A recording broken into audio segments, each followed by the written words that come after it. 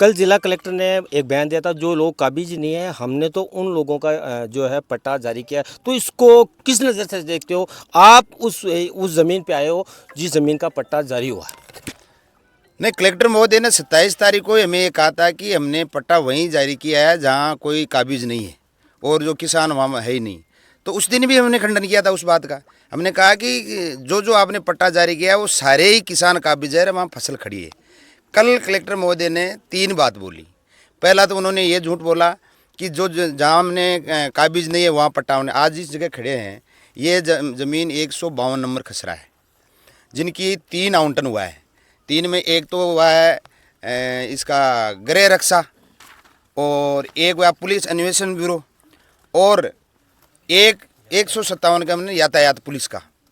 3 पट्टा यहाँ से जारी हुआ है। तो पहली बात तो उनकी ये गलत है कि किसान वहाँ काबिज ने वहाँ जारी किया है। दूसरी उन्होंने एक बात कही कि 27 तारीख को हमने बात होने के बाद में हमने कोई पट्टा जारी नहीं किया। उन्होंने ये आपको दिखा दूँ मैं कि उन्होंने 7 तारीख को, 27 तारीख की बात हुई, 7 तारीख को यातायात पुलिस का 157 कसरा में पट्टा जारी किया है, 157 में 6 बीघा का। तो ये कितनी झूठ माने हम। तो दूसरी, जहाँ आप देखो वहाँ फसल खड़ी है, अभी तक कड़बी खड़ी है, पूड़े पड़े हैं नीचे, उधर देखो सारा सिस्टम किसान का खड़ा है। ये 80, 90, 100 साल से किसान यहाँ काबिज है, ज़मीन पे फसल कर रहा है। कलेक्टर महोदय, इतनी झूठ बोलने की कहाँ जरूरत है आपको? आप ये भी कह सकते थे कि चलो ये हो गया सो हो गया, आगे मैं नहीं करूँगा, ये बात चलने वाली है। लेकिन ये कहाँ की बात है कि मैंने किया ही नहीं है।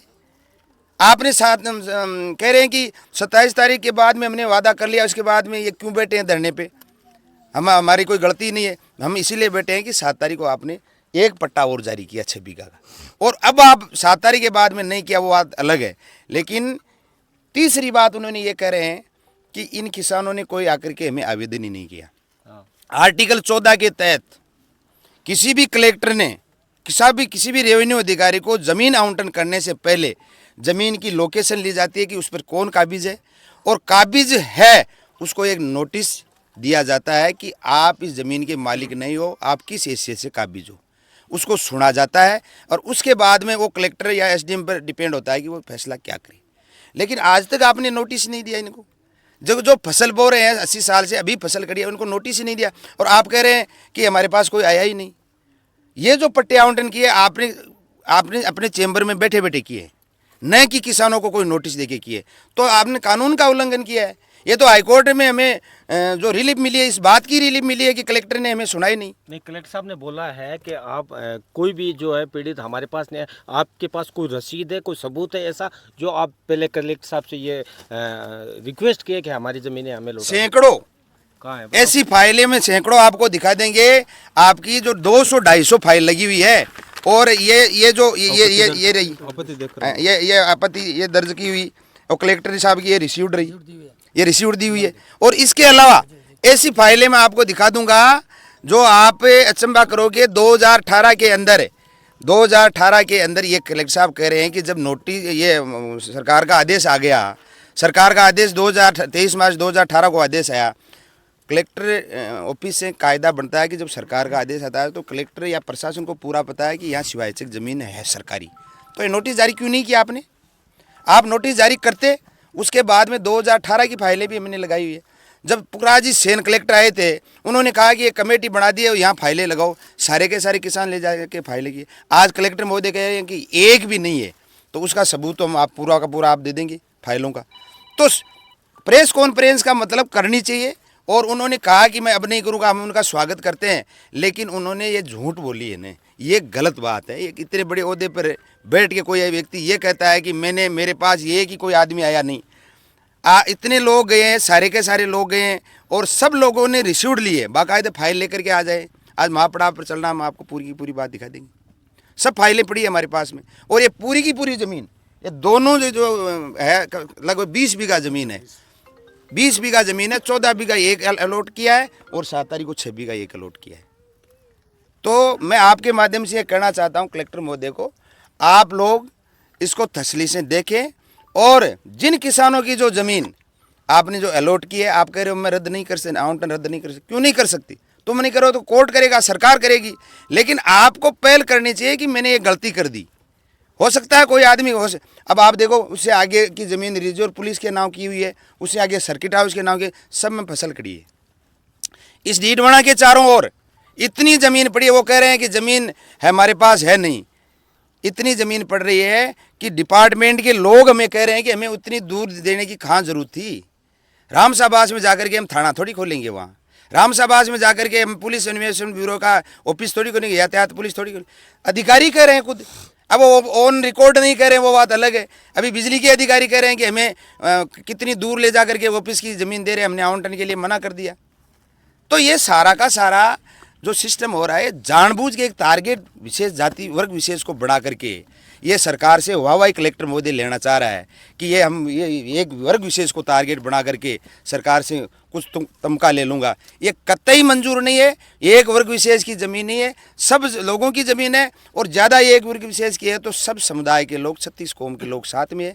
अब आप देखिए, इधर देखो महिला खड़ी है यहाँ, थोड़ा अब देखो, अब महिलाएं बेचारी अपनी ज़मीन के लिए अपने घर में बच्चे छोड़ करके यहाँ आई है, अपने बच्चों को छोड़ करके 2-2, 3-3 घंटे से यहाँ बैठी है। कलेक्टर महोदय रहम करो, आप जब रिटायर होके जाओगे तो आपके भी ये बच्चे बच्चियाँ घर में मिलेंगे। कितनी गलत बात है। हम राजनीति नहीं करें, कोई हो सकता है कोई राजनीति करता होगा, हम नहीं कर रहे हैं। हम तो बच्चों की और इन माओं की और इन किसानों की बद्दुआ लग जाएगी आपको। ये अच्छी बात नहीं है। ये ज़मीन जब जाती है तो सरकार कई लाशें भी जाती है, तब जाकर के किसान, तब भी किसान ज़मीन छोड़ता नहीं है।